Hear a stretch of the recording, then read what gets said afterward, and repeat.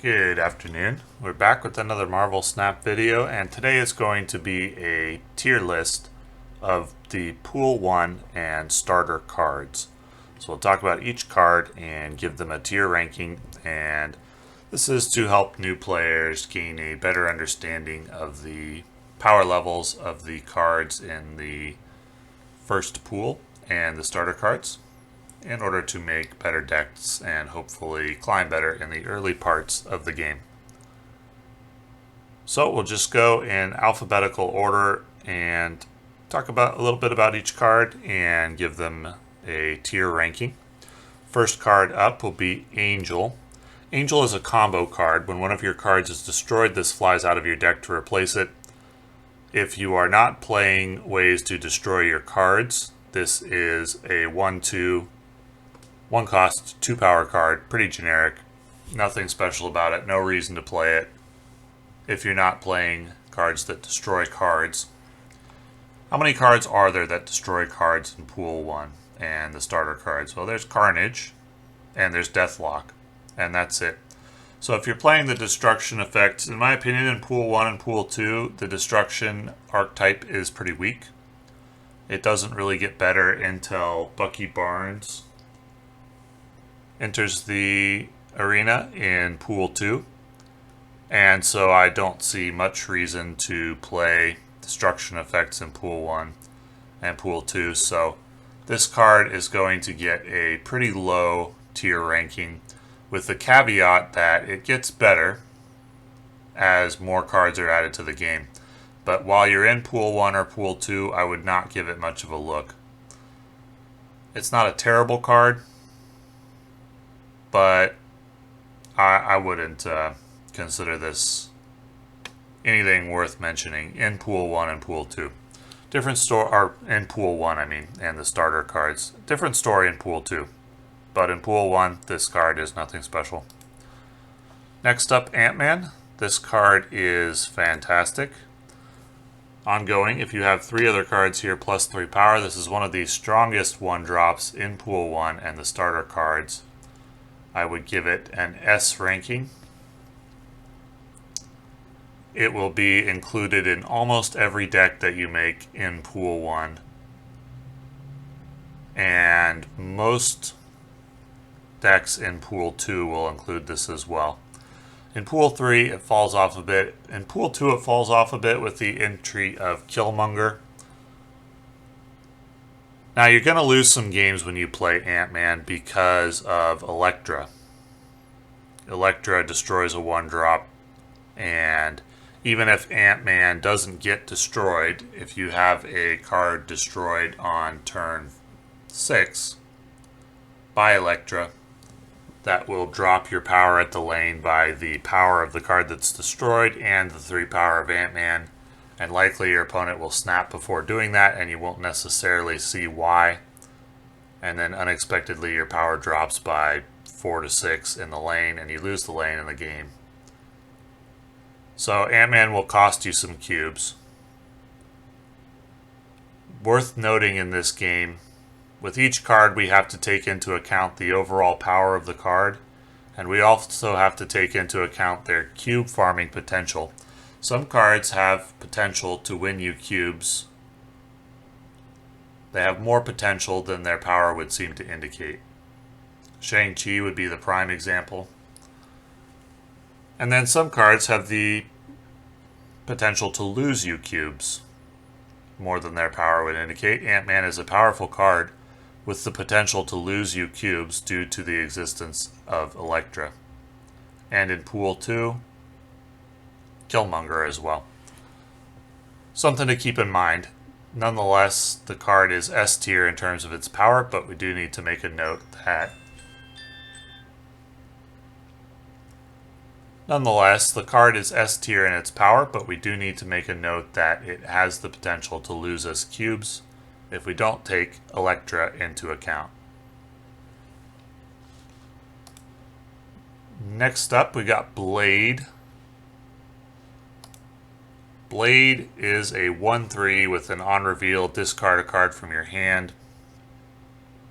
I would say this is a bad card in Pool 1, and the reason is because the discard archetype is nothing special in Pool 1. In fact, I'm not sure it's really an archetype at all. We've got Apocalypse. And is there any other card? Wolverine benefits from being discarded. But to be honest, when I was in Pool 1, if I faced a discard deck, I was generally pretty happy about it because I knew it wasn't going to be that difficult a game. You can get lucky. The problem is that the discard effect is random. It doesn't say that on the on reveal part of the text, but it should say discard a card randomly from your hand, because you don't get to choose the card that you discard, and a lot of the time you discard something you would have liked to play. And when you discard something you'd like to play, I'd evaluate this card as not a 1-3 but more like a 1-0. It has negative value for you. This card will become better as the game goes along, but as of right now, the power in Pool 1 of the discard archetype is very low, and I would rate played as an F, not worth playing at all in Pool 1. Moving on, we've got Electra. Electra is an amazing card. Destroy a random enemy 1-cost card at this location. So this is an example of a card that is getting ranked as S tier for sure. You don't necessarily want to play her as a 1-1 on turn 1 in most situations, exceptions being a location like Muir Island or something like that, where the card will gain +1 power at the end of every round, and therefore there's a priority on getting as many cards there as possible, or something like the Raft, where the first player to fill the location gets a 6-drop. It may be important to play Electra as a 1-1 there, but otherwise you hold her in your hand until you have a chance to take out an opponent's 1-drop. You will at least take out a Squirrel, which would boost Electra to a 1-2. If you take out a 2-power card, she's a 1-3, and that's very, very good. That's already top tier.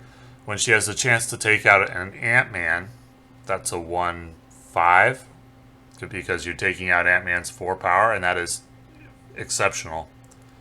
Not only that, but when you play her on turn 6 in combination with a 5-drop and you snap in advance, she has the potential, more so than any other card in Pool 1, she has the potential to steal cubes for you. And steal a lot of cubes. You'll get, when you play her, you'll get a number of 8-cube wins, specifically because of this card. So not only is it a powerful card, but its cube stealing potential is very high.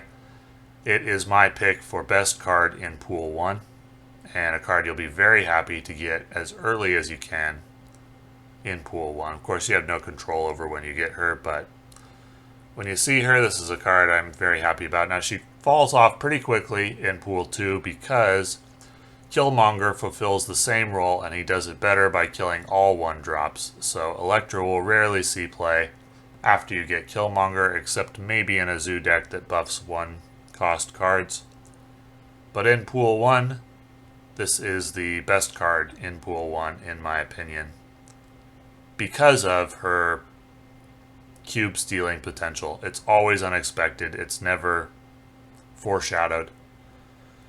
You have other cards in Pool 1 like the Dino that have more power, that decks are built around, but the Dino is always foreshadowed by other cards in the deck. And Electra is never foreshadowed, so she steals cubes and should be in nearly every Pool 1 deck. I would say she should be in every Pool 1 deck. Moving on to Hawkeye. He's a 1-power card. If you play a card here next turn, +2 power, he's okay. He's in the starter deck. He seems good with that 1-3 stat line. The problem with him is the requirement that you play a card in his lane next turn. That takes up multiple slots in the lane early in the game, limits your options for that lane later, gives away information to your enemy about what you're going to do next turn. So you play Hawkeye, and if your opponent is running Star-Lord, he sees play in Pool 1 quite a bit. Groot sees less play. But Star-Lord sees a lot of play in Pool 1. Mantis sees a lot of play. And so if you play Hawkeye, you're telling your opponent, I'm going to play a card in this lane next round. And then your opponent will play Star-Lord there. And Star-Lord will be a 2-5. And so even though Hawkeye is a 1-3, he often doesn't make up for giving that information away to your opponent if your opponent is playing something that allows him to take advantage. Even if your opponent isn't playing one of the Guardians of the Galaxy, he still will have information about where you're playing next round, what lane you're planning on committing a lot of resources to, and he can surrender or contest that lane as needed. So, though Hawkeye's 1-3 stat line looks good, I would rank him as a C tier card, and he will be a card that I would recommend replacing relatively quickly from the starter deck with one of the other 1-drops who are better options, and there are a few of them. Next up, we got Iron Fist. Iron Fist is not a very good card right now because the movement deck in Pool 1 is very lackluster. He's not totally useless, but he's going in the D tier with Angel, with the caveat that he gets much better in Pool 2 when the movement deck really comes into his own and is arguably at its strongest in Pool 2. So Iron Fist will receive a higher ranking once we arrive in Pool 2, the same as Angel, the same as Blade. But for now, these are not good cards and should not be included in the deck, in a Pool 1 deck, as there are better options. Korg. I like Korg a little bit. He shuffles a rock into your opponent's deck. He's a 1-2. Now, if you're wondering what are the odds that my opponent actually draws that rock, I have heard, though I can't verify because I haven't actually done the math, it's about 50-50. If you play Korg on round 1, it's about 50-50 that your opponent will draw the rock at some point in the game. If the opponent draws the rock and doesn't have a good use for the rock, I would evaluate Korg as a 1-5. I would give him +3 power for making your opponent draw a rock. Now, if your opponent draws a rock and has a good use for it, like he's playing Carnage, or he uses it to buff Angela, I would evaluate Korg something like a 1-3 in that circumstance. If your opponent never draws the rock, Korg is a 1-2. So, I would have this card somewhere around a 1-3 on average, all things considered. The potential for your opponent to make use of the rock is relatively low in Pool 1. It could provide a buff to the Dino, the Devil Dino. But overall, I would rank Korg as, I have Korg as a 1-3, which puts him as a very good card, a very good option. He's not Elektra or Ant-Man. If you're only playing 2 1-drops, you're probably running those. But he's next up on the list, I'd say. He's quite strong. And he's just plug and play. He doesn't require you to fill the lane like Ant-Man does. He doesn't require an opposing 1-drop on the table like Elektra does. You just play him, he does his thing, and that's that. So he's a very solid card and a very good option for Pool 1 decks. Still a good option for Pool 2 decks as well. Even gonna see play after that, sometimes in Zoo decks. Mantis, one of the Guardians of the Galaxy. A 1-2, if your opponent played a card here this turn, draw a card from their deck. If you do draw a card from your opponent's deck, I would rank this card as a 1-5. If you do not, it's a 1-2, so how often are we going to be able to hit this ability? In my experience, not much more than 30 or 40% of the time. So I would rank Mantis as another 1-3. I'd rank her lower than Korg because she is not as plug and play as Korg. Korg, you play him, it doesn't matter what your opponent does, his ability goes off. Mantis is hit and miss. Feast or famine with Mantis. She sees play in Dino decks. She sees play just as a pretty solid 1-drop generally. Nonetheless, I would pick Korg over her unless I was playing Dino, who benefits from the additional cards in hand, and therefore changes the equation around Mantis. So she's going to see play in a Dino deck for sure in Pool 1. Otherwise, I'd probably choose 2 of the other 1-drops for my Pool 1 deck. In a Zoo deck, though, I'd throw her in there. In a Zoo deck with Khazar, she makes the cut. Misty Knight. A 1-power 2-drop with no ability. In Pool 1, this is a bad card. Not totally useless, but a pretty bad card. She's only good at Washington, D.C. in Pool 1 with her +3 power. Now in Pool 3, we get a card called Patriot, which buffs cards with no ability specifically. Even so, I don't know that Misty Knight makes the cut there. There are other cards with no ability or that add cards to the board with no ability that are better.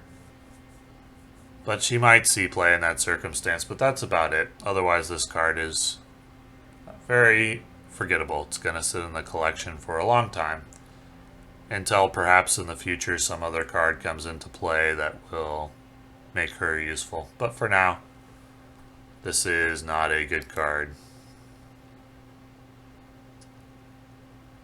Nightcrawler, a 1/2 who can move once. This is an S tier card. And the reason he is S tier is not because of his power, but because he allows you to add power to very hard to reach locations. Locations that don't allow you to play cards there, locations that lock you out at some point in the game. He is versatile, he's good with Angela. You can buff Angela by 2 and then move him away to keep that slot open for an additional Angela buff, allowing Angela to reach 8 power. This is a top tier 1-drop, one of the best 1-drops, and he will compete with Elektra and Ant-Man for space and decks. If you were only going to include 2 1-drops, I would say that Nightcrawler is even a little bit better than Ant-Man because of Ant-Man's vulnerability. Nightcrawler will steal you cubes.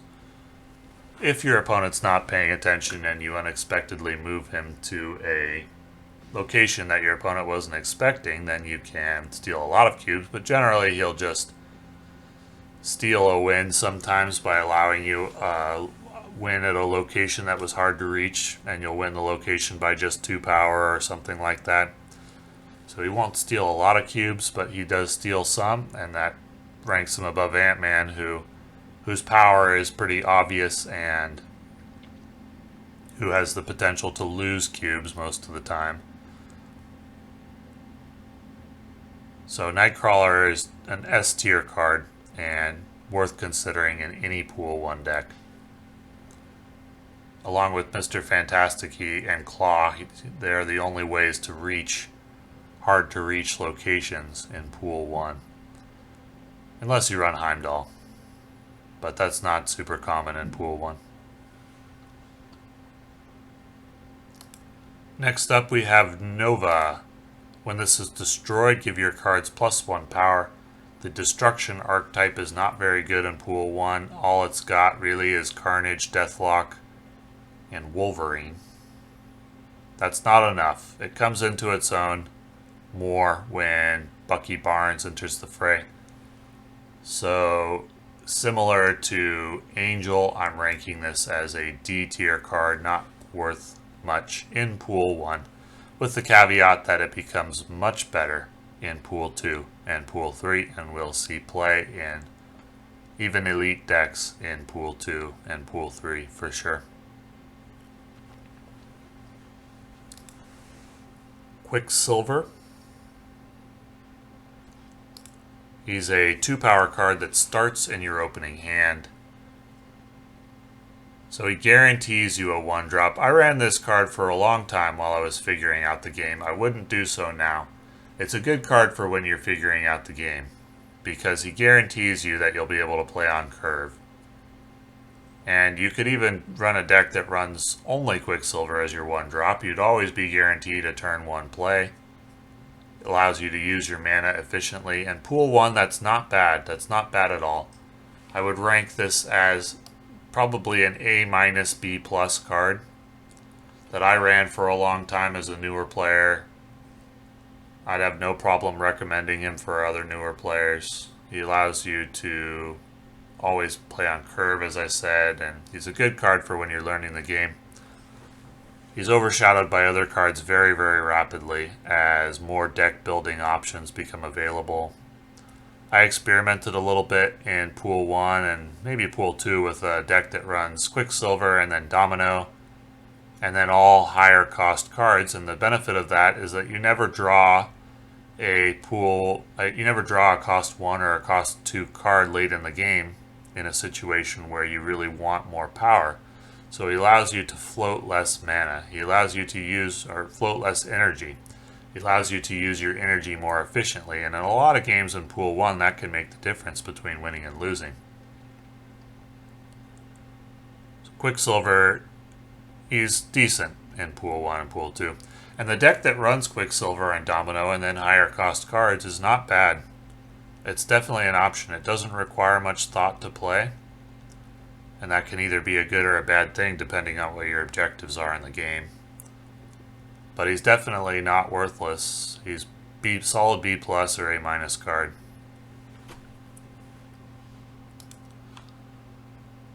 Rocket Raccoon, one of the Guardians of the Galaxy, a 1 cost 2 power card. On reveal, if your opponent played a card here this turn, plus 2 power. So if you correctly predict where your opponent's going to play a card, he's a 4 power card. That's great. If you do not, he is a 2 power card. As I said with Mantis, you're probably going to be right about 30 to 40% of the time. So that makes this card like a 1 cost 2.5 or 2.75 power card or something like that. It's another B tier card. I would not choose him over the other 1 drops, but he could see play in a Zoo deck. That's about it. There's not too much more to say about him. It's just, how good are you at predicting where your opponent's going to play cards?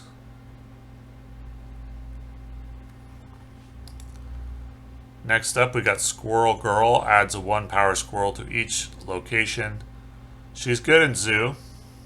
This is a B tier card, and the reason I don't have her higher is that sometimes adding a 1 power squirrel to each location is a negative, because one of the locations has an effect that punishes you for playing cards there. There'd be locations like Superflow, where you basically just lose the game if you play Squirrel Girl on turn 1 and a squirrel goes to Superflow, and then you get 1 less energy than your opponent every round. Bar with No Name is another location that will just lose you a game. Now, it'll lose you a game in pretty obvious ways, so you'll only lose 1 cube. And what Squirrel Girl adds to a Zoo deck makes up for those occasional 1 cube losses. Which is why I don't have her as a C tier card or lower. She's a good card for a Zoo deck. I wouldn't play her outside of Zoo. I'd rank her higher than the other B tier cards in a Zoo deck, but lower than Electra, Nightcrawler, Ant-Man, Korg, or Mantis.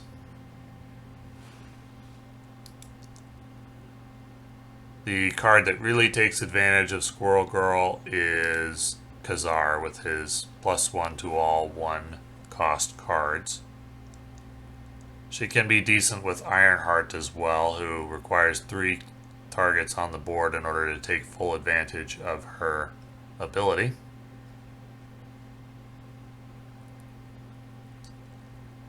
But other than that,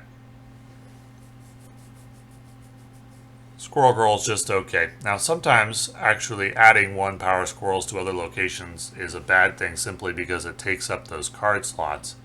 Particularly late in the game, Squirrel Girl can be a useless drop when you draw her.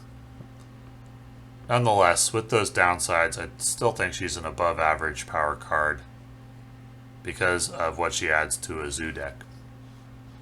but I wouldn't run her outside of Zoo. Uatu the Watcher, 1 cost, 2 power card. Once this card is in your hand, you can see the unrevealed locations. Occasionally, Uatu can steal you a location win by identifying a location that is going to be very difficult to play cards at, and then you can play him there, and then you just win the location if your opponent doesn't have any way to play to that location. Those opportunities are rare, though. The overwhelming majority of the time, Uatu's just a 1-2. He's slightly better than the other cards in the D tier because he does provide some utility, so he's going in the C tier. Angel, Nova, Iron Fist, Misty Knight, they don't really provide any utility in Pool 1. Unless you're playing their archetypes, but I wouldn't do that in Pool 1 because I don't think those archetypes are very strong.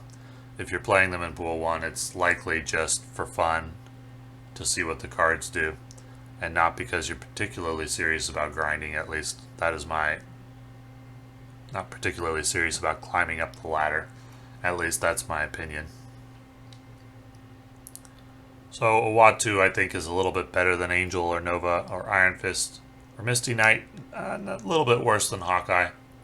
But he does offer something. It's just that the something he offers is rarely valuable, especially early in the game when you don't see that many complicated locations.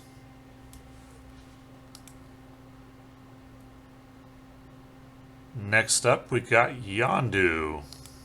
Last of the 1-cost cards. On reveal, remove the top card of your opponent's deck. Yondu is an interesting card, hard to evaluate. I tried him for a little bit. It's pretty satisfying when he removes something that you know was important to your opponent's combo. It's rarely going to lead to an instant surrender, and it's rarely going to lead to a situation where you just immediately think, oh, now I've won the game. There aren't really any cards in Pool 1 that are that important to an opponent's deck where removing it wins you the game.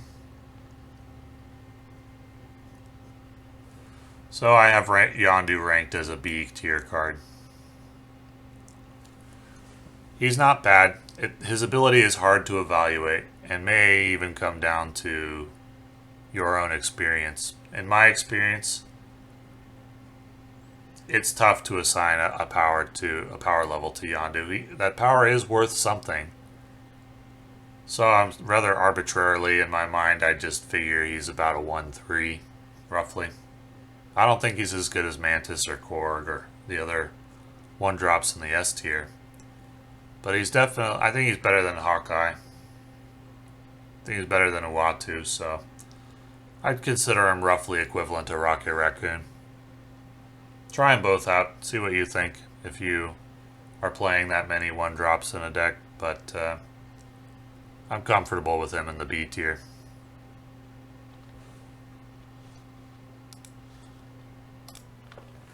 So, moving on to the 2-cost cards, we start with Angela.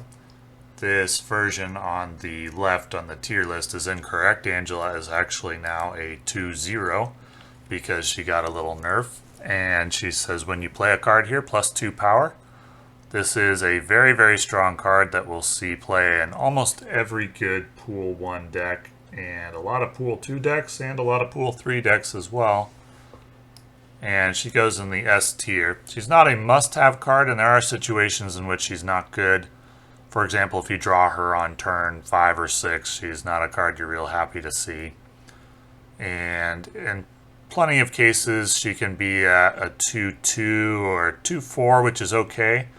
In Pool 1, a 2-4 is actually really good. And a 2-6 is phenomenal. So in her 2-1 state, when she started as a 2-1 instead of a 2-0, she was probably broken. Even as a 2-0, she's going to see play in most Pool 1 decks, most Pool 2 decks as well. This is an S tier card.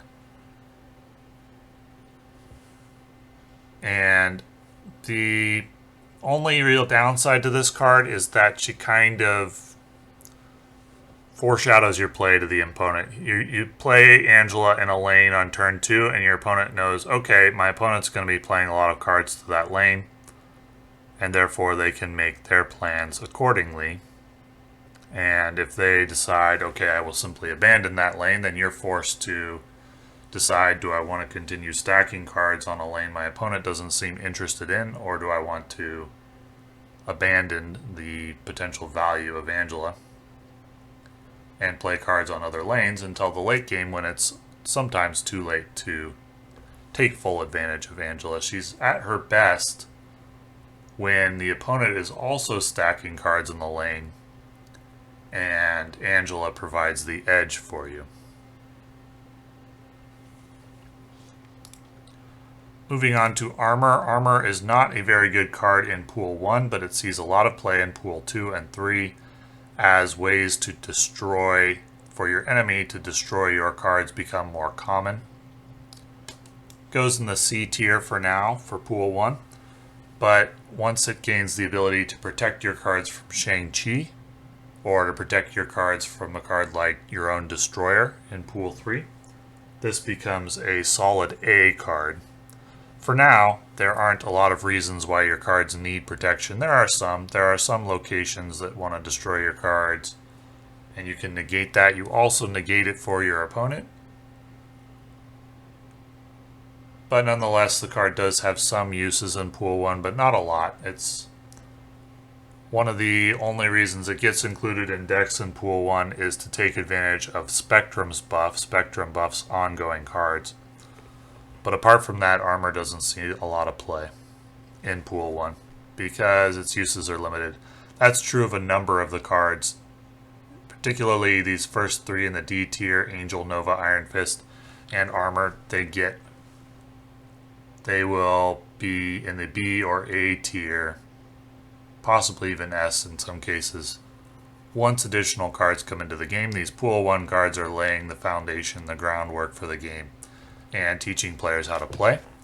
This tier list is in the interests of giving an opinion on what the best cards are for climbing through Pool 1 as fast as possible, not necessarily where the cards are going to end up once all the cards are released. Next up, we've got Cable. Put the bottom card of your opponent's deck into your hand. This is something that seems on paper better than it actually is, except when you're playing Dino, then it's pretty good. The problem with taking a card from the bottom of your opponent's deck, it does give you information about what your opponent is playing, but oftentimes the card that you get isn't usable because your opponent is playing a different deck with different synergies and maybe trying to do different things than your deck, and so it may be interesting to see what he's playing, but not all that useful, except when you're playing Dino, and then the additional card that you get from Cable will buff your Dino. And in that circumstance, Cable is quite good. He's going in the B tier. You could elevate him to A if you're playing Dino, and bump him down to C if you're not. I would not play him outside of a Dino deck. I just don't think that ability is that useful. Not useful enough to compensate for the low power of the card. But with Dino, he belongs up in the A tier because he buffs Dino. Dino gets +2 for each card in your hand. And so Cable adds that value, if nothing else. Next up, we've got Carnage. Destroy your other cards here. +2 power for each card destroyed. Carnage is going in the D tier, but only in Pool 1. He becomes A tier in Pool 2 or Pool 3 as more destruction effects enter the game. Right now, the destruction deck is very underwhelming, and therefore Carnage is a D tier card along with the other destruction cards, Nova and Angel. But all of these can be upgraded to A tier at least in Pool 2 and Pool 3. This is just where they are for right now.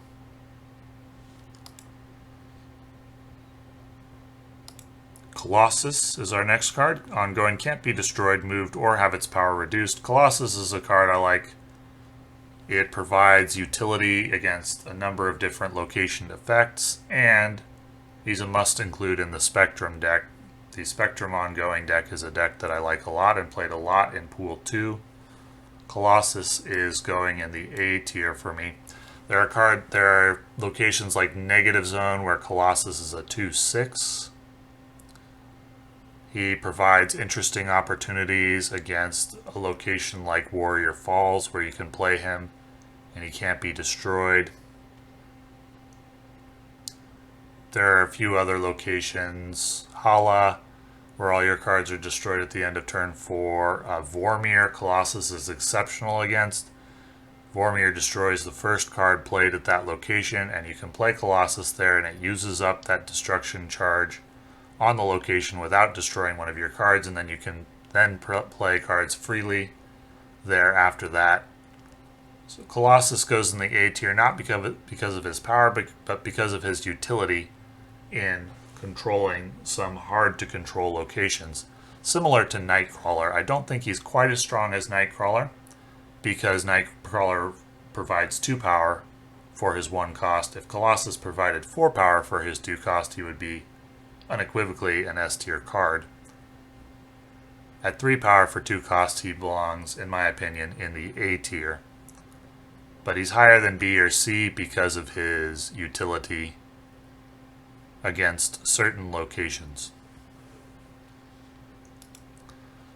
Domino, a similar card to Quicksilver. You always draw this card on turn 2 and not before, so she enables you to play a deck where you play Quicksilver on 1, Domino on 2, and the rest of your cards are all higher cost.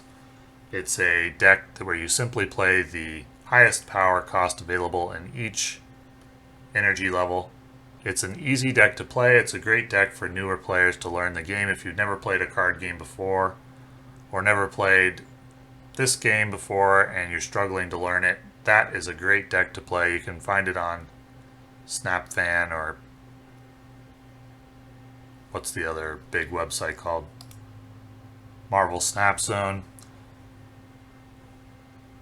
And it's a good deck for learning the game. Now, it's a deck you're probably going to leave behind once you have learned the game, but it's a great starter deck. The Quicksilver Domino Play on Curve deck, I like that deck a lot for newer players, and I would recommend it. And Domino is good in that deck. Now, outside of that deck, this is a card you will outgrow. Very, very likely outgrow. Though she will see play in some Silver Surfer decks, or possibly like Cerebro 3s or something like that. So I'd probably rank her a little bit higher than Quicksilver, maybe like a B plus to Quicksilver's B, because she has utility in Pool 1, possibly Pool 2, and then she also provides utility in some Pool 3 decks, though not very often. The power of this card is in smoothing out the resource curve, not in the card's power, and smoothing out the resource curve is worth something. So we would rate this card as not a 2-3, but because her ability does provide something, we'd probably rate her as like a 2-4, maybe a 2-3.5, which is not bad. That's her utility, though, is in a deck for helping players learn the game, where they just will always play Quicksilver on 1, Domino on 2, and then try to play on curve after that with the strongest available cards. And that deck does okay in Pool 1 and Pool 2. It'll help you climb some and learn the game in the process. Don't think it's a deck to play to infinite, in my opinion, but it does have its use. Next up, we have Forge. On reveal, give the next card you play +2 power. This is a great card for movement deck with multiple man, which will get much stronger in Pool 2. It's a decent card with Mr. Sinister. You can play it with Mr. Sinister. You will end up, in the end, paying 4 cost to get 9 power, which is very good, though you do use 3 card slots instead of the additional 2, which is a knock against it. I don't think Forge Mr. Sinister combo is that good, because I subtract something from a card's value when it takes up an extra card slot. I view that as a negative because it ends up reducing your options in the late game. And reducing your options in the late game means foreshadowing your moves to your opponent, and that means allowing your opponent to play optimally. So even though playing Forge Mr. Sinister seems like you get 4-9 in value, and that seems very good, in reality I think it's more like 4-7. I knocked 2 points off, 2 power off of that combo in my head because of the extra card slot that the Sinister clone takes up, which I view as a negative because it reduces your options. So I don't think Forge is very good at this time. He's not useless, but I rate him as a C tier card. He does gain value, and you could bump him up to B tier in the movement deck in Pool 2, but the movement deck is not very good right now. If you did want to run it with Forge Multiple Man, you'd be missing Vulture. You'd have Doctor Strange. You can make it work. It's just not it's not one of the top decks in Pool 1. And in Pool 2, it can be very good. It's a very complicated deck to learn, especially to learn to play in a manner unpredictable enough that you farm cubes off of your opponents. The movement deck, in my experience, ends up getting a lot of 1 cube wins as the opponent surrenders, and can be difficult in the high ranks, 80, 70, 80, 90. Can be difficult to get 8 cube wins, though it will generate you some 8 cube wins for sure against lower ranked players who are not familiar with all the cards in the game yet. Which brings us to Kraven, another movement card.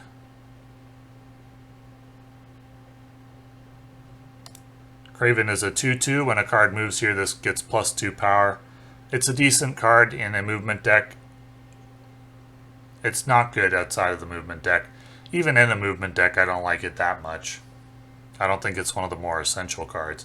It can be good. It can go crazy from time to time and win you a game. It tends to be vulnerable to Shang-Chi if it does that, but we're talking about Pool 1 and not Pool 2 at the moment. And in Pool 2, this card is bad. The only way to move cards right now is Iron Fist and Doctor Strange and Heimdall. The movement deck is not a good one. You also have Nightcrawler, but I don't know. You could make a case for C tier, I guess. I don't think it's good, though. I don't think the movement deck is good at all in Pool 1, but it does become very good in Pool 2. Very good in Pool 2. Next up, we have Lizard. That small version on the left is incorrect. Lizard is actually a 2/5 now. Who has the ongoing ability -3 power if your opponent has 4 cards here. So it incentivizes your opponent to stack up on a lane. If you're playing Punisher, that can be good for you. It can compensate you to offset the decrease in power of Lizard. Lizard is a card that he's very good in the Spectrum ongoing deck. I like this card. I think it's a solid A tier card as a 2/5. Typically, in games in Pool 1 or Pool 2, only one location is going to be full. And you can often predict relatively early which location that is going to be, that your opponent is going to stack up on, by the way that they play Ant-Man or Angela. Ant-Man or Angela played on turn 1 or turn 2 indicates to you that the opponent is planning on filling up that lane. And then you play Lizard to another lane, and usually he retains his full 2/5 power. He's also a decent card to draw late in the game. If you don't have a 6-drop, you can play a 4 and the Lizard, and it's pretty good because then you can almost always guarantee his full 5 power. So I like this card. I think it's a solid A tier card. I did not think it was very good at all when I first saw it. It's a card I think that you need to play to get a good feel for how good it can be, because it seems like, oh, I'll play this and then my opponent will simply fill the lane and then he'll just be bad. But in reality, it's often possible to predict when your opponent is likely to want to do that and when they are not, and then you have some degree of control over how good Lizard is going to be. And when you have some degree of control over that, he is very good because his 5 power for 2 cost is very good. Next up, we've got Medusa.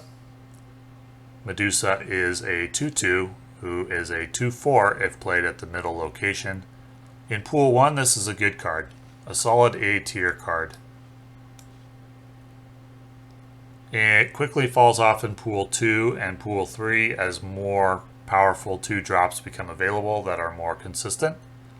That can soar to greater heights than 2-4, but in Pool 2, a 2-4 is very good. The only other cards that are capable of that are Angela, which isn't always capable of it, Lizard, which is sometimes a 2-2, Star-Lord, which isn't always capable of it, Mr. Sinister, which requires Forge to happen. Medusa is simply plug and play. Just play it at the middle location and it's a 2-4. And in Pool 1, that is very, very good, and I would include it in most Pool 1 decks. It falls off pretty quickly in Pool 2 and Pool 3 as more powerful 2-drops become available, but in Pool 1, this is a very good card.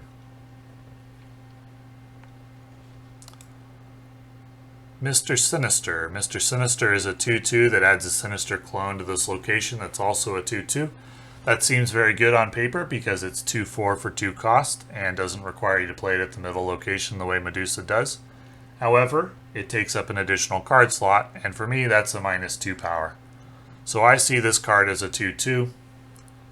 Unless you have a way to take advantage of playing a lot of cards, such as Blue Marvel.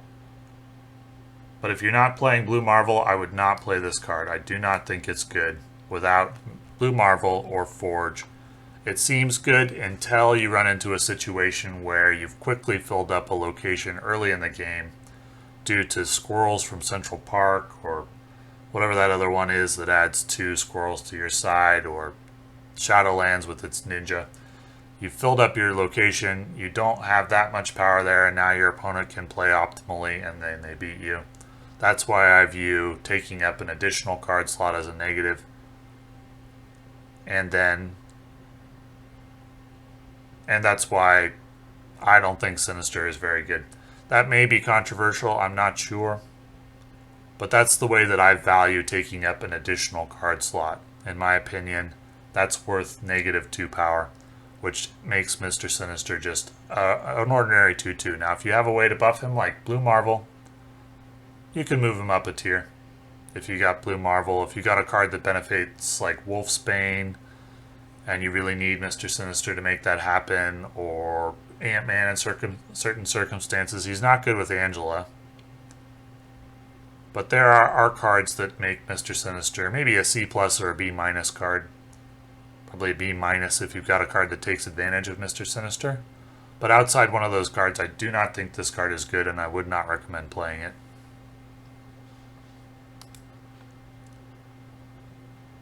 Multiple Man. Multiple Man is a card that will be phenomenal in move decks in Pool 2. For now, I don't think the move deck is good, so he's going in Pool D for similar reasons as Iron Fist, Craven, etc. The movement deck is lackluster in Pool 1, and therefore Multiple Man is lackluster. But in Pool 2, he becomes a solid A card, A tier card.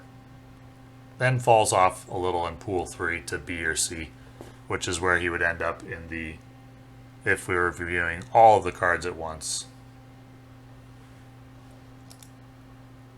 Scarlet Witch is a high RNG card. She can turn off locations that are really bad for you.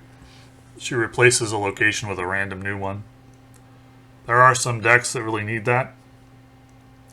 She has some novelty value in winning a location late for you, like a location that you can't play cards at and nobody has played anything to, and then you play Scarlet Witch there at the end, transform it into something new, and win the location.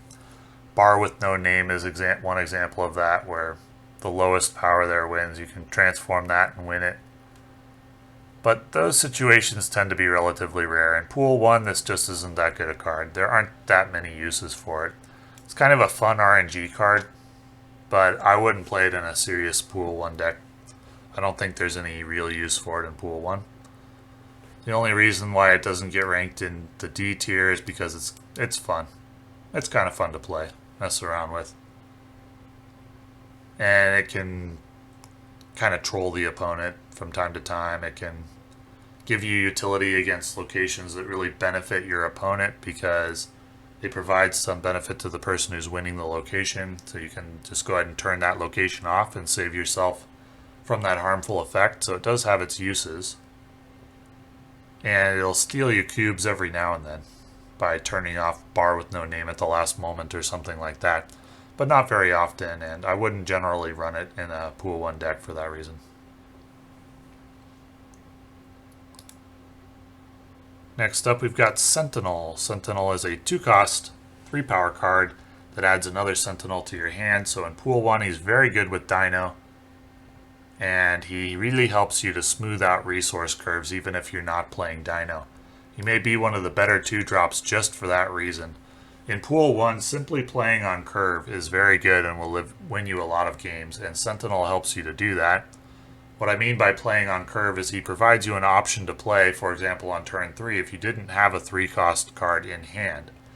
If you played Sentinel on 2 and you were looking at a 4 and a 5 or a 6 in your hand, and you're thinking, oh, I don't want to just pass on turn 3, I'll lose if my opponent plays something. Well, Sentinel provides you something to play on turn 3. And that is worth something more than his cost.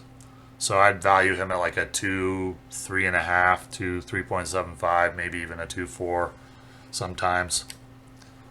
So he's a solid 2-drop for Pool 2, for Pool 1.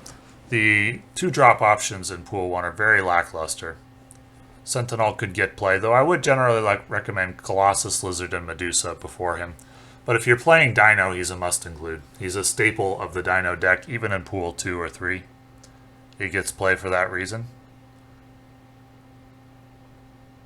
So in the Dino deck, you could bump him up to an A. But generally, he's good. I think there are better 2-cost options available, but he's good.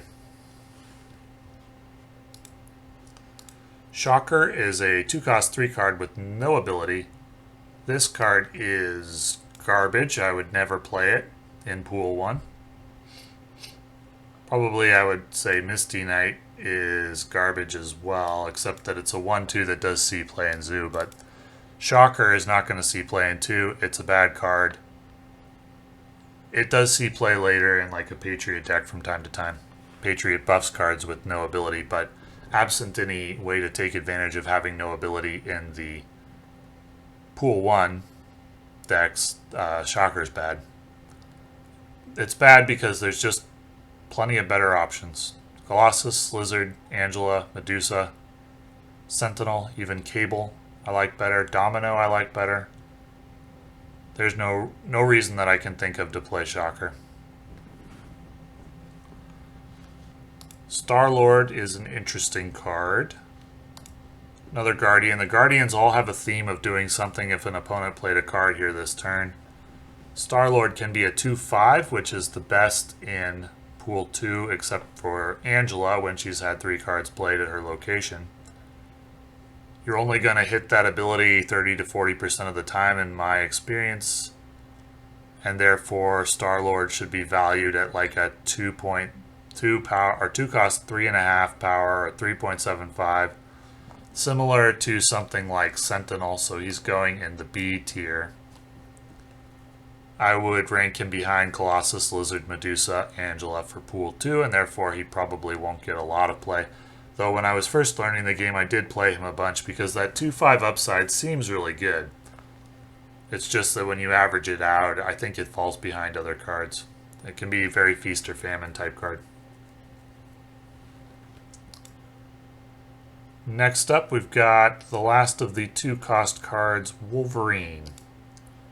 Wolverine's 2-cost 3 power. When this is discarded or destroyed, play it at a random location in Pool 2. This is a D tier card. Because the discard destroy archetype, in Pool 1 this is a D tier card. Because the discard destroyed archetype in Pool 1 is just not very good. Doesn't have enough tools to be good. It becomes good. It becomes very, very good later. Wolverine doesn't really become very, very good later because part of the reason that the discard destroyed deck becomes good later is because additional low-cost cards are provided that have good effects when they are destroyed. And so Wolverine gets outclassed at that point. I love the character and I wish this card was better, but it is never really very good. It might get bumped up to a C tier card for a little bit in Pool 2. It can be a replacement if you don't have one of the vital discard or destroyed cards and you want to play the deck anyway, but at 2 cost 3 power, it's just not very good. And the discard destruction archetype in Pool 1 is not very good.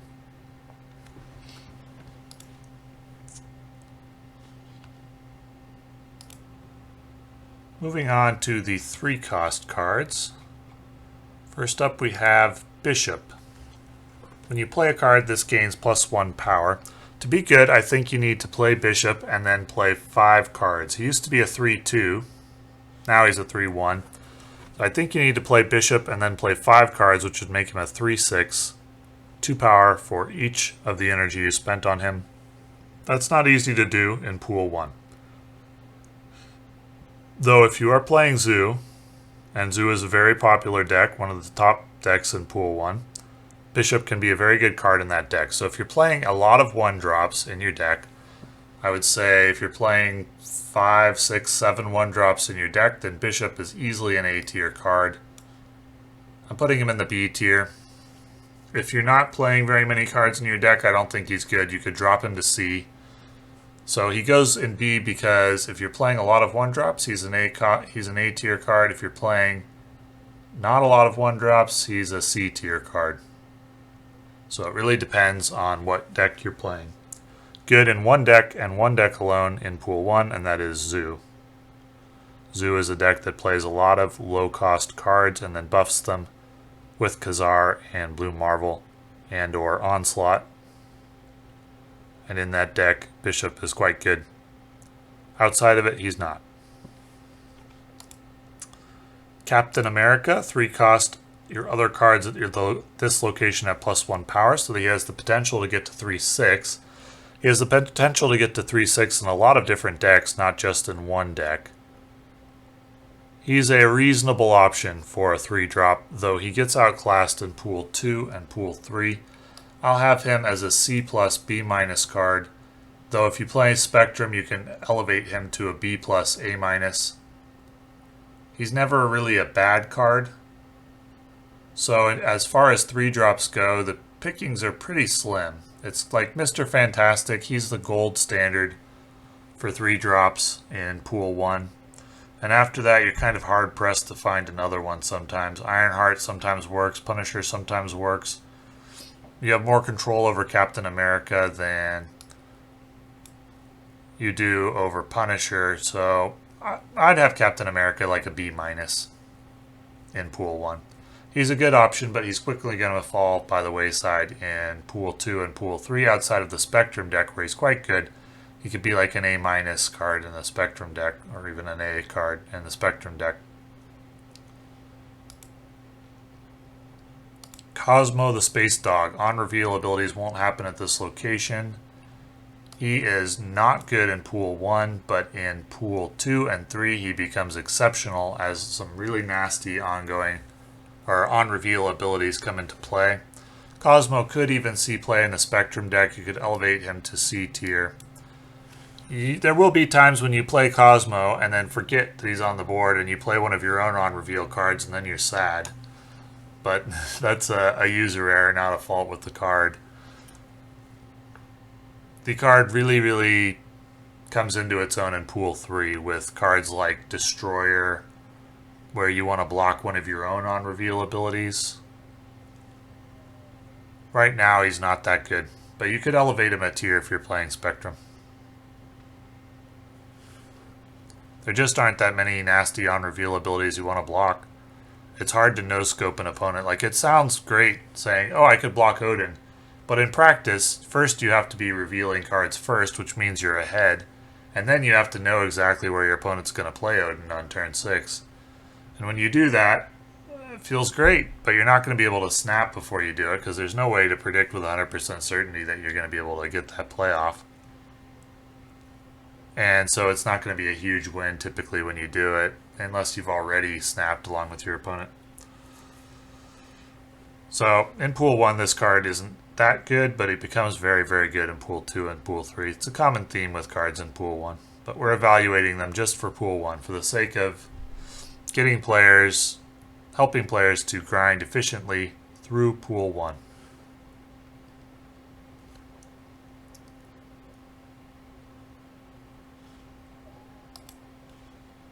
Next up we have Cyclops. Cyclops is another no ability card, and therefore he is garbage tier. Really, really bad. There's not much more to say about him. There's much better options in tier 3. I like the character, but this card is just not good. I don't even think it's good in the Patriot deck later. I don't think it's ever good. It's staying in the collection for eternity unless you want to play it in like a fun thematic X-Men deck, but that's not the focus of this tier list. The focus of this tier list is helping players climb efficiently, and therefore Colossus is a terrible card. Deathlock. He's a destruction card activator. Destruction decks are not good in Pool 1, therefore he is a D tier card. He does get elevated in Pool 2 up to a B tier card in the destruction deck, and then he falls back out of play once Venom becomes available in Pool 3. But Deathlock is in the D tier for now, and only because I don't think destruction is very good in Pool 1. It is worse than Ongoing, it's worse than On Reveal, it's worse than Zoo, it's worse than Dino. And so 5th best deck at most, and therefore the cards in it are not going to be rated very highly. Doctor Strange in a similar situation. The movement deck really comes into its own in Pool 2. This Doctor Strange on the left is inaccurate. He's actually a 3/3. Pool 2, Doctor Strange becomes quite good, an A tier card or a B tier card. Pool 1, he's terrible because movement isn't that good. It's 5th or 6th best deck, or 7th, so Doctor Strange belongs in the lower tiers. Next up we have Groot, one of the Guardians of the Galaxy. If your opponent played a card here this turn, +3. So at his best, he's a 3/6, but he's going to be less efficient than Captain America or the Punisher. Both of those cards you have some degree of control over whether they are 3/6s or not. Groot seems like you do, but in practice on turn 3 it's even harder than turn 1 or 2 to predict where your opponent's going to play cards. There's situations where he's certainly very good. If you can hit that ability and make him a 3/6, he's quite good. He's going in the C tier. He's not as bad as the cards in D tier, which are mostly combo deck cards where the deck type is not very good yet. Groot never really becomes any better than what he is. He's a card I tried briefly once, didn't really care for it that much. You'll see play in a thematic Guardians of the Galaxy deck, but not really outside of it. He's mediocre. Star-Lord is up a tier from him because Star-Lord provides more than double the power relative to his resource cost. Groot simply provides double. If you gained +4 power from Groot, he would be in Star-Lord's tier, but you don't, and therefore he's a tier lower. Hulkbuster is actually a 3-drop I like a little bit in Pool 1 because he frees up a card slot. I said earlier that I value taking up an extra card slot at -2 power, and the inverse is also true. I value freeing up a card slot at +2 power. He's good against the squirrels that come on the board, small ads, that kind of thing. He'll be very good in the movement deck later, but even now in Pool 1 I like him a little bit. I think he's decent. He's a solid B card for me. I don't think he would see play over Captain America or Punisher. Well, maybe over Punisher. I did include him in my decks for quite a while along with Captain America, and I liked him. I put a high value on freeing up one of your 4 spaces at a location, because that allows you additional options that your opponent may not have, and additional options. Not only does it often mean a win, but it often means a win you can snap on. and therefore I value Hulkbuster more than his power would seem to indicate, because of the way that I value freeing up one of the slots at your locations.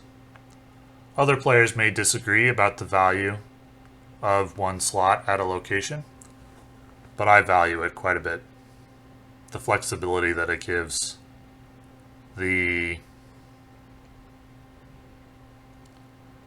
that's basically it. The flexibility that it gets, because it can be the difference between your opponent knowing exactly where they're at on the final round and being uncertain. And that can be the difference between getting you to a showdown in a situation where you have a chance to win but don't necessarily want to snap or see your opponent snap. It can just flat out win you a location in some cases, having that extra location slot. So other players may disagree about the value of freeing up a card slot, but I do value it at 2 power, and therefore I view Hulkbuster as a 3/6. Now, if you play it and there's no slot to free up, or you don't need to free up anything there, well, then it's not very good. Not very good at all, but my experience with the card is that it's reliably good enough in Pool 1 that I do like the card. Now, in Pool 2 and Pool 3, it falls off for me, so that I don't really play it, except in the movement deck, where you want to put it with multiple man, so that multiple man becomes a 2/7. And then can be copied as a 2/7 from there. But in Pool 2 or Pool 3, outside of the movement deck, Hulkbuster doesn't see play. But for now, I like it, because of the way that I value freeing up one slot at a location. Ironheart. Ironheart is a card that is technically powerful, but I don't like it that much myself, because it is a 3-cost, give 3 other friendly cards +2 power, so in theory that seems like a 3/6. The problem is that the buff is distributed randomly. It doesn't say that. It doesn't say give 3 other random, or it doesn't include the word random in the card text, but it is random. You don't get to choose where the buffs go. And therefore, it's not always a 3/6, because sometimes the buff goes someplace you don't need it, either because you're losing the location overwhelmingly or because you're winning overwhelmingly. If you could control where the buff goes, this would be a phenomenal card. Because it's distributed randomly, I don't think it's very good. I have it as a C tier card,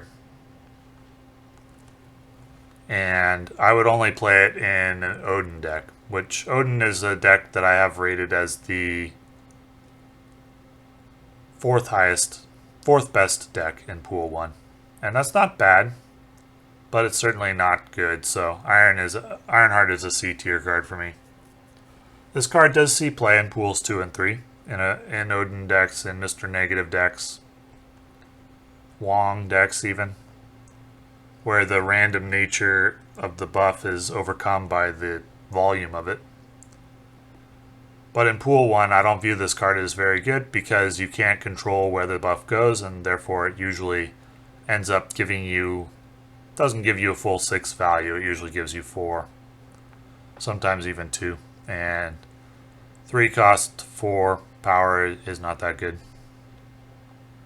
I would probably value this as like a 3-cost 4.5, maybe 3-cost 5 power card on average.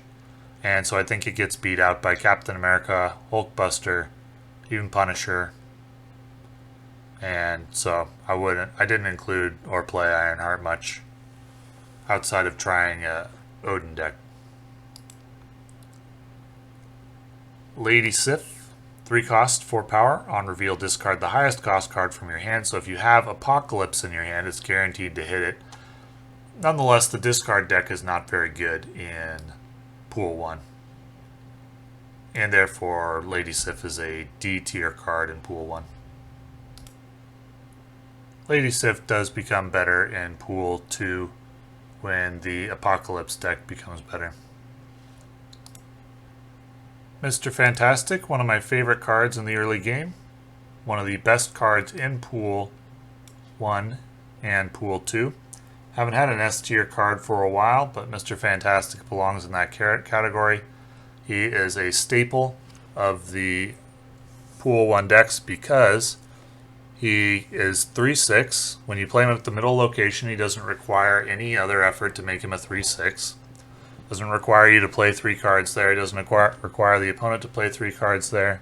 It's not like Groot that sometimes misses, or Ironheart where the buff doesn't go where you want it sometimes. And he allows you to put power at some hard to reach locations, which will on occasion flat out win you the location all by himself.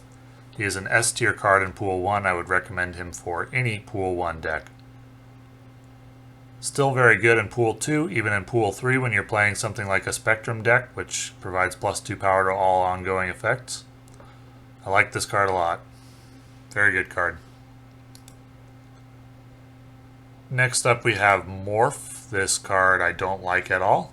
Generally speaking, I don't like RNG effects that much unless the RNG effect on average is very, very strong, and Morph you have no way of knowing. Against Zoo, if you copy a 1-cost card, he's terrible. He just became a 1 power or a 2 power card for 3 cost. If you high roll with it and you copy like an Iron Man, well then you're pretty ecstatic, but he's a very RNG card. In Pool 1, I do not recommend him at all, though he can be fun to play. But in general, I would stay away from this card. Except if your only goal in the game is just, well, I want to have fun, I want to play cards like Scarlet Witch and Morph and just kind of mess with people, and I don't necessarily care if I win too much as long as I see some cool stuff, well, then you can play Morph. But if you're trying to level seriously, my recommendation is stay away from Morph. The Punisher. 3 cost 2 power, plus 1 power for each opposing card at this location, so he has the power to get to, or the potential to get to 6 power. I would rank him similar to, I'd have him worse than Captain America. Captain America can also get to 6 power, but you control whether that happens or not. Punisher you usually don't, especially if you play him on turn 3. So I like him less than Captain America, even in an ongoing deck. In the deck that I climbed with most of the time in Pool 2, the Spectrum deck, I didn't run Punisher and I didn't really miss him. So he's like a B- card, I'd say. Similar to Captain America, but you have less control over how powerful he is than you do with Captain America. And therefore, I would only run him if you wanted to run both Captain America and Punisher. But in the ongoing deck, you're running already Mr. Fantastic and Captain America in the 3 slot, and I don't know if there's room for the Punisher as well. So he's not bad, but he's nothing more than a B- card for me. Next up, we've got Swordmaster. Swordmaster is another discard card, so he's going in the D tier because I don't think this card is very good at this moment. His 6 power for 3 cost seems very good, but discarding a card from hand knocks him down by -3 unless you discard Apocalypse or Wolverine, and that's going to be random, so his effect makes him worse than he seems. In Pool 2, he gets better once you get more discard effects, but for now, he's not very good. And I would avoid him if you're trying to climb seriously. There are at least 4 better deck options, in my opinion. Wolfsbane, 3 cost plus 2 power for each other card you have here, so it has the potential to get to 3/7, which is great. Now, when you have him early in the game and you only have 1 card at a location and you're looking at a 3/3, he's not very good. And you may play him in that situation just because, given the choice between playing him and playing nothing, you'll take the 3/3, but you'll wish for a different 3-drop at the time. I have him in the B tier. You could elevate him to the A tier in an Odin deck, potentially. Though I don't think Odin is that good. I have it as 4th best. You could still elevate him to B+, to B+, A- in the Odin deck. Wolfsbane is great when it works perfectly and not very good when it doesn't work. I would have it as the 3rd best drop, probably. Well, it would compete with Hulkbuster. And for me, Hulkbuster wins, but that'll be personal preference based on how you value freeing up a slot. If you don't value that, then you could elevate Wolfsbane to third best, 3-drop behind Mr. Fantastic and Captain America in Pool 1. I do think it's better than Punisher. For me, behind Hulkbuster, but that's just my opinion. Enchantress. We're on to the 4-drops now, and Enchantress is a 4-drop which removes the ability from all ongoing cards at this location. That is huge when you nail Iron Man with it. In practice, it's hard to nail Iron Man. It's huge when you hit Iron Man, when you hit Claw.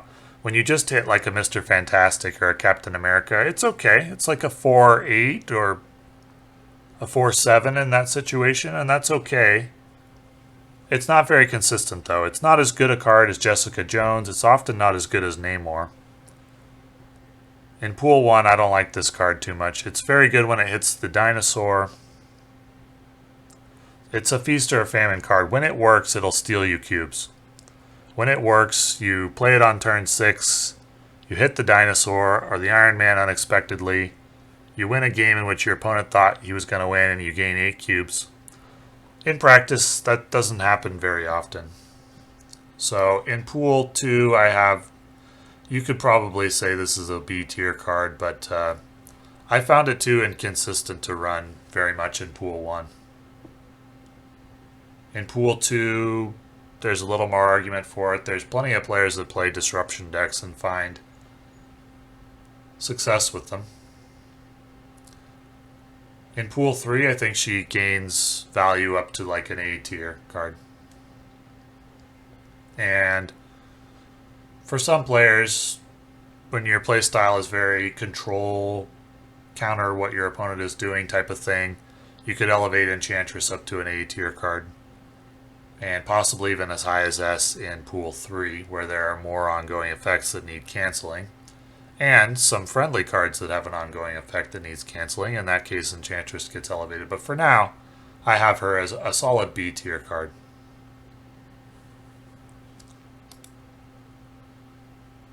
Jessica Jones. 4 power for 4 cost on reveal if you don't play a card here next turn, plus 4 power. I believe she is the best of the 4 drops in Pool 1. Even in Pool 2 and 3, she sees some play along with Storm to win locations. I like this card a lot. I think this card should be in every Pool 1 deck. It's a very, very strong 4-drop. Unless you're playing like Dino and you want White Queen and you just can't find room for Jessica Jones. So we won't say every Pool 1 deck, but almost every one Pool deck there should be a spot for Jessica Jones. She'll help you climb. She's very strong. The best of the 4-drops in a vacuum. There are cards like Khazar that can be better in the Zoo deck. White Queen can be better in the Dino deck, along with Moon Girl. Namor can be better in certain circumstances, but Jessica Jones is the most consistently good 4-drop in Pool 1, and I would include her in most Pool 1 decks.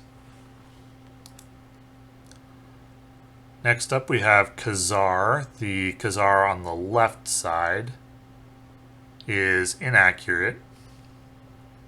He is no longer a 4-5. He's been nerfed to 4-4. Nonetheless, he is an S tier card in a Zoo deck and a C tier card outside of Zoo. So if you're playing Zoo, with Zoo meaning a lot of 1-cost cards, he is a must include. He makes that deck along with Blue Marvel. But if you're not playing that deck, don't include him in your deck. He's a C tier card. Moon Girl is a phenomenal card in the Dino deck. She duplicates your hand. When you have Dino on the left side of your hand, you can duplicate him on turn 4 and then play him on turn 5 and turn 6 and have them both be 15 power. That is phenomenal. Moon Girl is a staple and the best card in Pool 1 and not the best card. She's a staple in the best deck in Pool 1 and the best deck in Pool 2 and one of the best decks in early Pool 3. She is a phenomenal S tier card.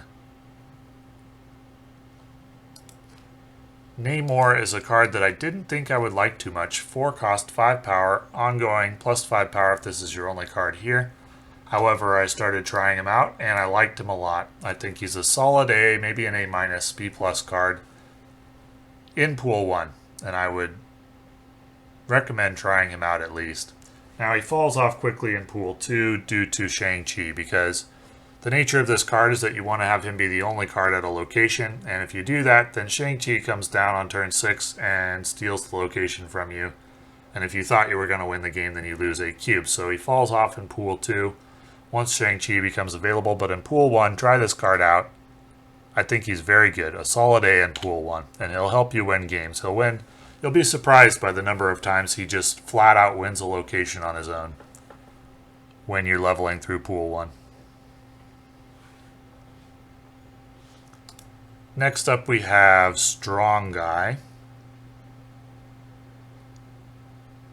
Strong Guy is a card that I tried out a little bit and liked it less than I thought I would. If your hand is empty, plus 6 power, he really needs to be comboed with Blade in Pool 1 in order to take advantage of Strong Guy. You could elevate Blade by a couple of tiers up to C if you were playing him with Strong Guy in a Zoo deck.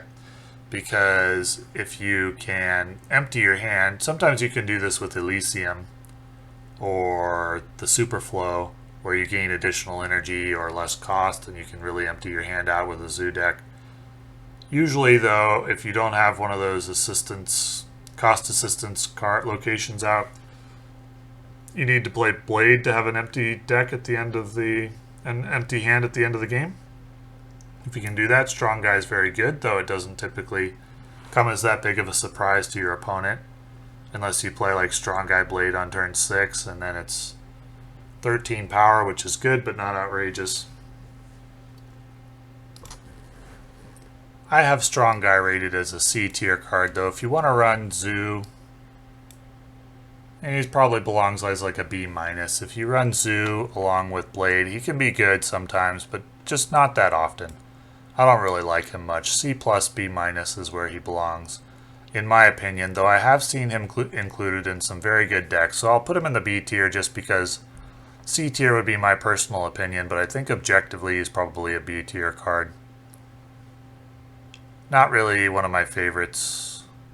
He requires too specific a combination of cards and circumstances to make him good. Because if you have to play Blade on the last turn in order to make him good, that means you can't play a 6-drop. It's got to be a 5-drop in Blade, so it kind of limits you in order to make the Strong Guy work. But when he does work, he's very powerful. So I think objectively he's probably like a B-, but for me, C, maybe even C-. I don't care for him too much. But try him out and see what you think. Next up, we've got The Thing. The Thing is terrible. He's included in the starter deck, but you'll take him out as soon as you unlock something better. 6 power for 4 cost is not very good, and he has no ability, so he's similar to the other no ability cards.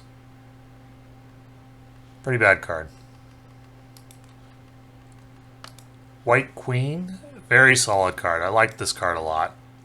A solid A. Draw a copy of the highest cost card in your opponent's hand so it reveals what your opponent's turn 6's play is going to be. It buffs the Dino if you're playing Dino. Even outside of Dino, it's a very good card because the 6 cost card or the 5 cost card that you get from your opponent's hand is likely to be something very, very good. Helps you to smooth out your resource curve.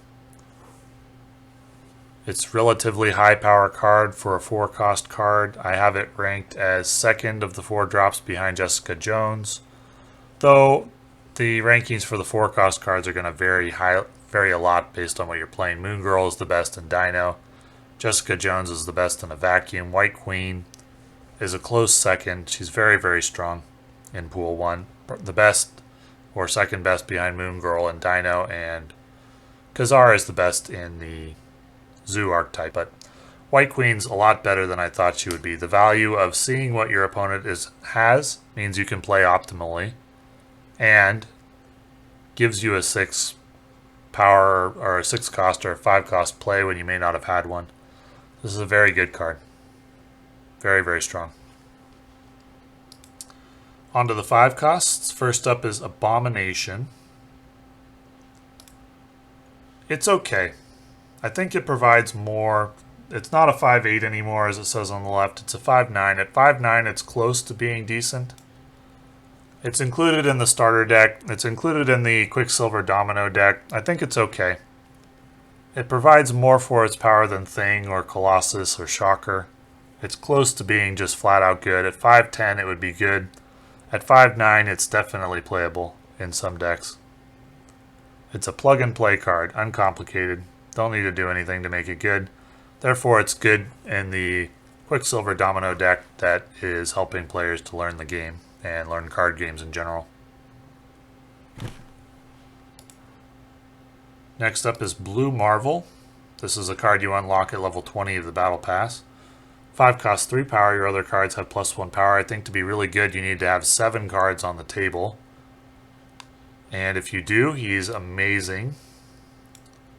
And if you have less than that, he's okay. If you had 6 cards on the table, he would only be equivalent to Abomination, though he would spread the power out among a variety of locations, which makes the power gain unexpected, at least at the low tiers before players learn the game. And therefore, he can steal you some locations, and if he's stealing locations, your opponent may have snapped thinking he's going to win, and then you snap and win. So he can help you farm the bots, he can help you. He's a staple of the Zoo deck. He's a solid A card with some cube stealing potential. Cube stealing potential is huge for cards. There aren't that many that have that. Electra is a big one, the biggest one in Pool 1 in my opinion. Blue Marvel's got that. Spectrum's got that. Odin, a little bit. Heimdall can. Iron Man can. So the cards that have cube stealing potential are very, very valuable, and Blue Marvel is one of them. It's not huge, but it's pretty good. He's a solid A card. Next up, we have the Dino. 5 cost, 3 power, +2 power for each card in your hand. He's an S tier card. He is the card that the best Pool 1 deck is built around, the best Pool 2 deck, the best of the early Pool 3 decks. You're going to see Dino everywhere. Know what's coming. Know what the deck looks like that's going to play him so that you can account for it on turn 5. Try him out yourself. He's a great card. He would be my pick for probably second best card in Pool 1, only second to Electra, and only because Electra generates 8 cube wins. Dino usually foreshadows that he's coming, and so opponents have the opportunity to get out of the way by retreating. But Electra completely unexpectedly steals 8 cubes, which is why she's my pick for a top card in Pool 1. But Dino's a close second. He's very, very strong. And he is the staple of the best deck in Pool 1 and Pool 2. Gamora, a very interesting card. 5 cost, 7 power. If your opponent played a card here this turn, +5 power, so she has the potential to become a 5/12. That's very, very good when you hit it, and you can often hit it late in the game because there aren't that many spots left on the board, and often you can predict where your opponent's going to play if he's trailing at a location. She's a little inconsistent because she relies on your opponent playing reliably, and you often just can't rely on your opponents to play predictably. But I still like the card a lot. I think she's a solid A. I tried her out a little bit. I found the inconsistency not to my liking, but objectively I think she's pretty strong.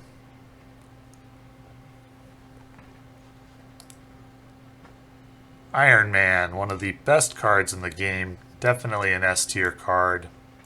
Gonna see play in a wide variety of decks. Your total power is doubled at this location. That's phenomenal. He'll steal you cubes as your opponent isn't predicting that you're going to gain 14 or 15 power in one turn at a location. Phenomenal card, going to see play in a wide variety of Pool 1 and Pool 2 decks. Pool 3 as well, where he becomes incredibly good with Mr. Sinister, or not Mr. Sinister, Mr. Negative.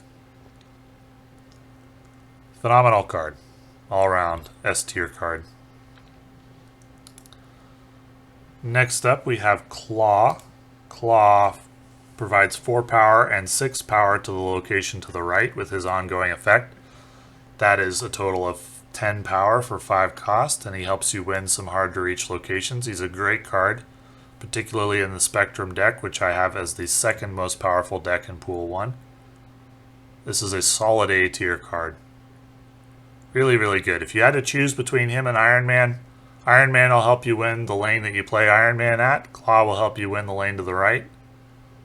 Depends on what you're looking for. You can make a really good argument for both of them, but I do think Iron Man is a little better on average.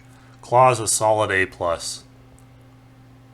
Very, very good card. Maybe the best of the A tier cards. Blue Marvel's up there and White Queen as well, but Claw's really good. And definitely try him out.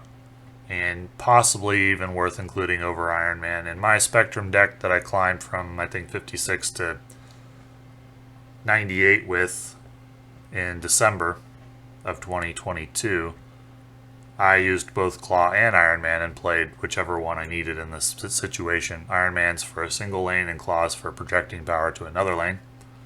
Both very good in their own regard in their different roles. Professor X. Difficult card to use in Pool 1. You can steal some locations from time to time. I heard someone say that when you play Professor X, either your opponent's going to rage or you are. I think that's probably accurate, especially in Pool 1 or 2. He comes into his own in Pool 3 with the addition of Daredevil, who allows you to see your opponent's who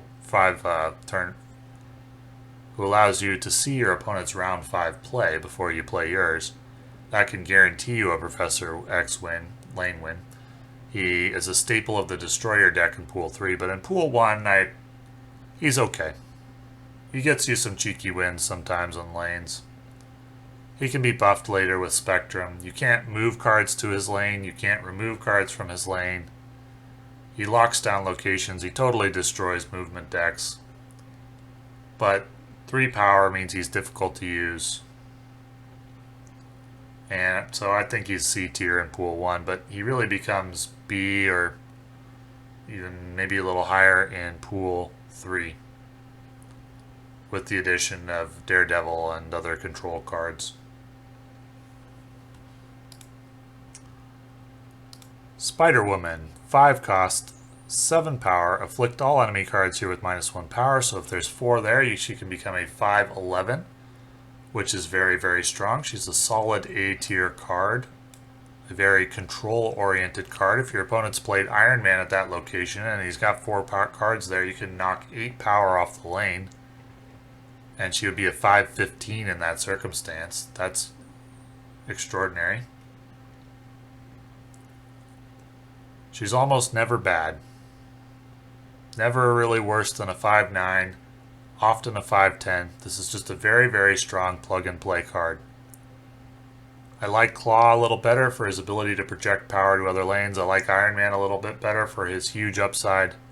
But Spider-Woman's very, very good and well worth a look as a 5-drop in any deck in Pool 1 or Pool 2. White Tiger. 5 cost, 1 power, add a 7 power tiger to another location. You don't get to choose the location, it's chosen randomly unless one location is full. It's the random part that I don't particularly like, so it's a 5/8.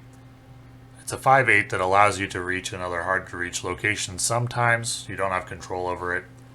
This is a B tier card, maybe a B plus in an Odin deck, but the randomness makes this meh for me. A lot of games when you're playing White Tiger, the game will be decided on a coin flip whether the White Tiger goes to the right lane or not. And I don't care for that. I think there are better options available that give you more control over the outcome of the game. First of the 6 drops, we have America Chavez.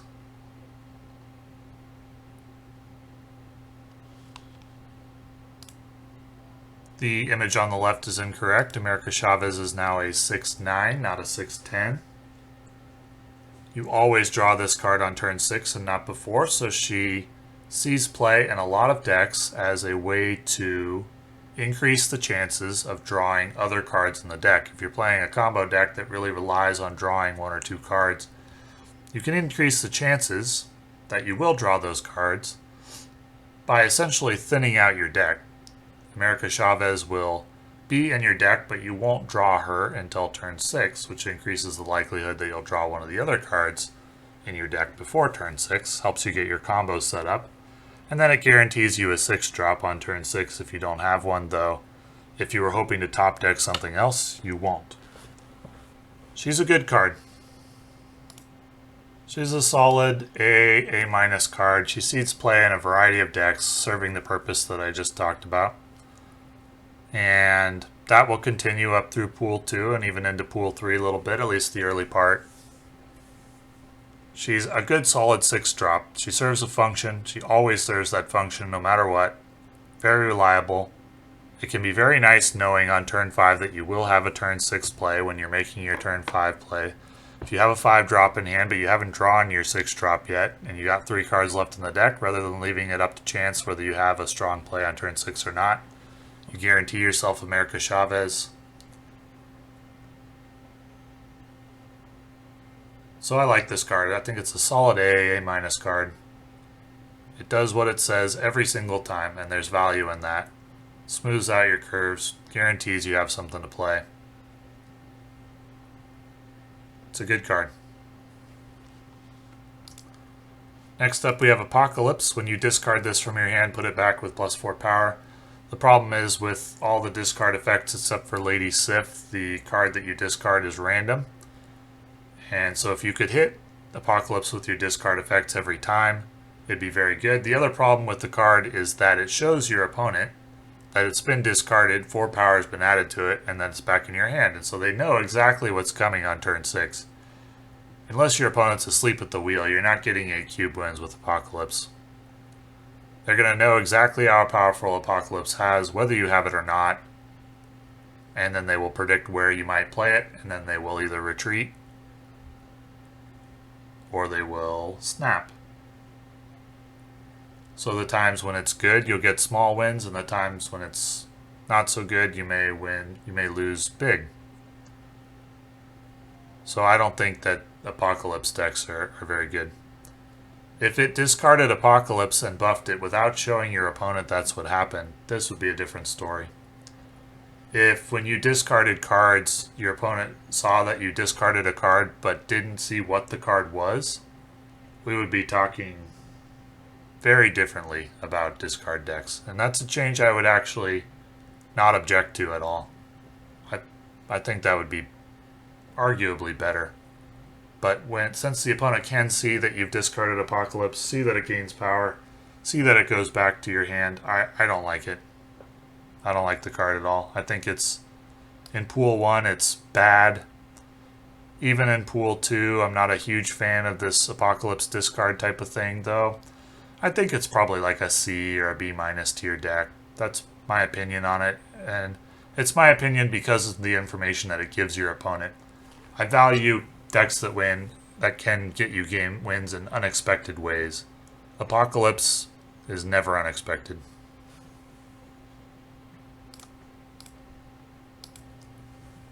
The discard concept does seem like fun. I just wish that it didn't convey so much information to your opponent about what cards are still in your deck, what you have in hand in the case of Apocalypse. Next up we have Heimdall. The movement deck is a deck that I love. In Pool 2 and Pool 1 it's not very good.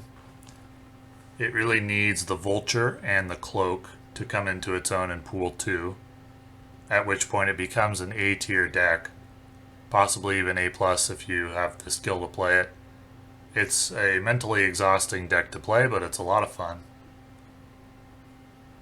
On reveal, move your other cards one location to the left, so that adds a copy of your multiple man. In Pool 2 it buffs your Vulture, it can buff your Craven.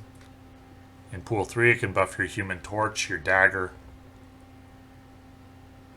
And leads to some very complex and very fun plays. In Pool 1, though, I don't think movement's very good, so it gets a D in Pool 1, but it's a solid A in Pool 2. The Hulk.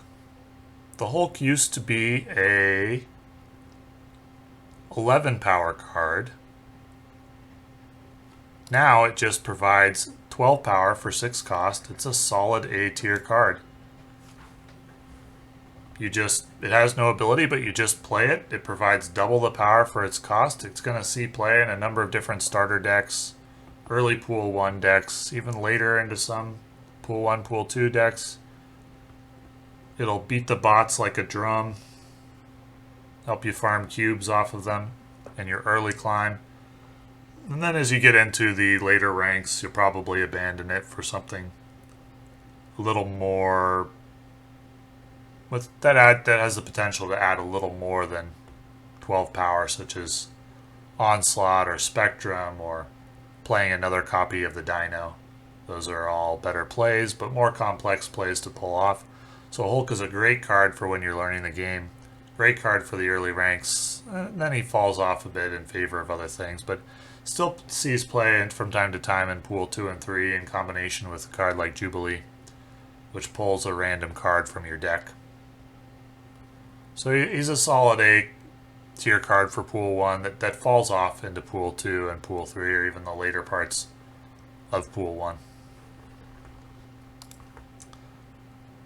Next up we have Odin, the staple of the on-reveal deck. Odin is a solid A tier card. He triggers all your on-reveal abilities again. Now, he provides 8 power for his 6 cost, so in order to equal the amount of power that Hulk provides, he needs to trigger an on-reveal effect that's worth 4 power. Which on-reveal effects are worth 4 power? Well, Wolfsbane is, White Tiger is, Ironheart is, so if he's re-triggering any of those effects, he's better than Hulk. However, each of the 2 of those effects that he might trigger, White Tiger and Ironheart, are random. So he can be better than Hulk in that situation. He can also be worse if the White Tiger proc goes to a location that you didn't want it to go to. Then it's actually still worse than Hulk. If the Ironheart buffs go somewhere you didn't want to, he's still worse than Hulk. I have the on-reveal deck as the 3rd best deck in Pool 1. So Odin's an A- card for me. He's a fun card. He makes some cool, goofy stuff happen from time to time. But I consider Spectrum and Dino to be better decks than on reveal in Pool 1. So Odin is a very good card. The deck based around him is 3rd best, in my opinion, in Pool 1. And certainly better than things like Discard, Destruction, Move, etc. But he's still not as good as Spectrum or Dino. Next up we have Onslaught. Double your other ongoing effects at this location. So if you're playing an ongoing deck, you're likely either playing Onslaught or you're playing Spectrum. Onslaught is better with cards like Blue Marvel or Khazar. And Spectrum is better if you're not playing Zoo, but you're just generally playing ongoing cards. I played a deck like that for a long time in Pool 2. I think it's very strong. Onslaught, sometimes it sees play in a Zoo deck with Blue Marvel and Khazar, and sometimes it doesn't. It's a card you're always going to have to take into account when you're snapping, because it'll often beat you unexpectedly, as it adds 7 power to its location and doubles Blue Marvel's effect, so adds another 5 or 6 or 7 to the other locations. You can steal a lot of cubes with this. It's a big power swing to multiple locations. On turn 6, when you've set it up beforehand, I probably would include it in a Zoo deck in Pool 1. It sometimes falls out of favor as the game adds more cards because of it. I think because of its lack of versatility, possibly. It doesn't allow you to add a bunch of small, powerful cards to one location, to a variety of different locations at the end of the game. I don't really know why this card falls out of favor. I think it's a solid A card. It's better than Odin. I probably would play it myself in a Blue Marvel Khazar deck in Pool 1. I think this card is good. and I think it's a worthy addition to Zoo, but you don't always see it included in Zoo. And whether it does make Zoo better or not is debatable. It says 6 power there on the left. It's actually 7 power. So whether it does really make Zoo better as opposed to not including it, it is debatable, but I think it does. I like this card. And last but not least, we have Spectrum. For me, this is an S tier card. 6-4 is inaccurate. It is actually a 6-5. On reveal, give your ongoing cards +2 power. Very common to see this buff 6 or even 7 ongoing cards at once, which is a buff of +12, which makes this a 6-17. You only really need 3 ongoing cards on the table to make this a 6-11. If you have 4, it's a 6-13, which makes it better than Hulk. That's not that hard to do. This card is very powerful. This probably won me more 8 cube wins than any other card in Pool 1 or Pool 2. I climbed using an ongoing Spectrum deck from about 56 up to 98 in a relatively, at least in my mind, a relatively short amount of time. I like this card a lot.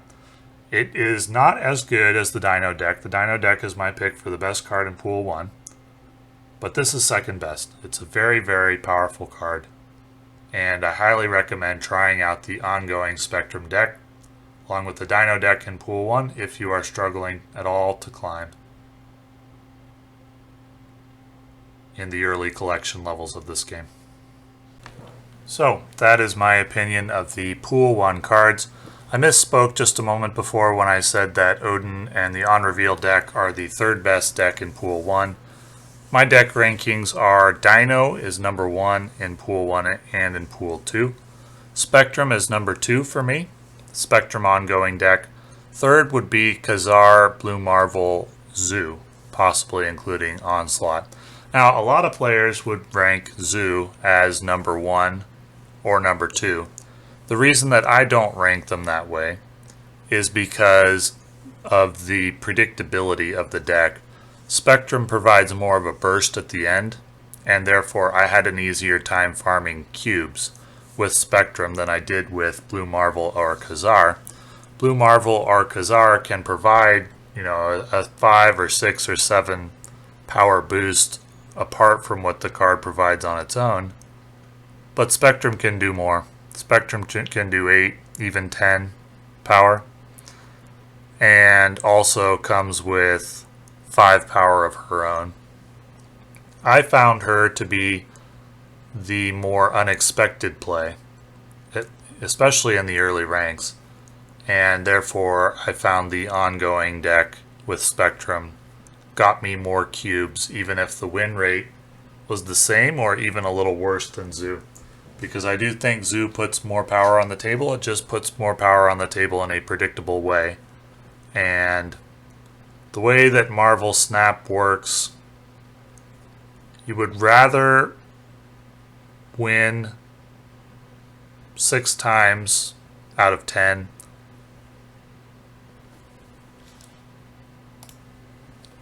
and win 2 cubes each time, then win 8 times out of 10 and win 1 cube each time. The average cubes is what matters in the climb, not the win rate. And therefore, very powerful decks may not actually be that good for climbing the ladder if their power is too obvious. And with the Spectrum ongoing deck with Claw and Iron Man, the power all comes in a big burst at the end, which tends not to be the case with Zoo as much in my experience, though it can be from time to time if you make a big unexpected play with Blue Marvel and a 1-drop. But usually with Zoo, when facing Zoo, it's just a matter of accounting for 4 extra power in each lane before you snap, in case they have Blue Marvel. Whereas Spectrum seems to catch people more off guard. That's been my experience. And so I rate Dino number 1, Spectrum ongoing number 2, Zoo number 3, and On Reveal number 4 with Odin. And the others I don't consider to be anything more than fun decks in Pool 1, though they certainly, some of them come into their own in Pool 2. So, as always, this is just my opinion based on my experiences during the climb to Infinite in Pool 1 and Pool 2. And thank you for watching.